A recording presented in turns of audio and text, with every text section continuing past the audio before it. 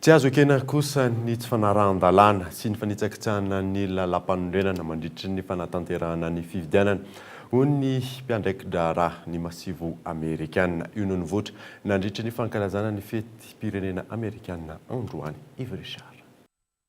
Raha tsy naino ny teny nandritra ny fotoana nampamaivay ny toetra ranom-pirenena, mivantana ny afatra ny mpiandraikitra raha ny masivo amerikanina androany nandritra ny fankalazana ny fety pirenena sy ny faharoa amby efapolo taona ny fahaleovantena ny Etazonia.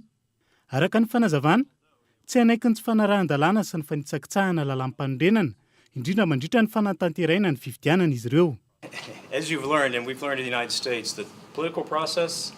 Araka nambarantsika teo ny fanarahana lamina sy indrindra tamina politika zany dia tsy mora ary tsy voatery mirindra misosa araka ny irariana azy matetika, fa tsy maintsy misy foana ny tsy fitovi-kevitra fa na ianareo eto Madagasikara na izay any Etazonia dia miaina zany zavatra zany, fa ny zavatra toanana mafy fotsiny dia araka nambara tamin'ny kabary teo ny lalam-panondrenana izay voalaza ny lalam-panondrenana ihany, satria io ny efa mametraka ny rindran-damina rehetra mila arahana ny amin'izay tokony fiainana ny tontolo ara-politika, dia na izay eto na ianareo eto na izay any Etazonia samy manindra izay voalaza ny lalam-panondrenana ihany sy izay rindran-damina efa voalaza ihany no arahana, izay avela izay dia tsy toanana mihitsy no vinavina.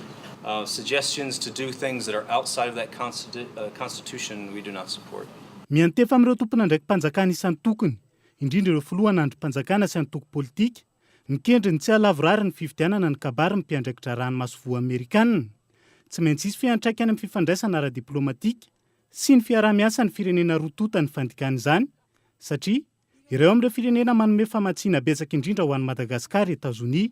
Mandidina ny $100 zany ny taona 7.4 ankoatra ny tapitrisany maro ho fandraisany anjara amin'ireo fikambanana iraisam pirenena. Araka ny fanazavana ihany koa, tsy misy antony hafa ny tsy mbola nanendrena ny masivoan'ny Amerika eto Madagasikara, fa dingana maro no tsy maintsy mbola raina raha ny fanazavana azo teny an-toerana.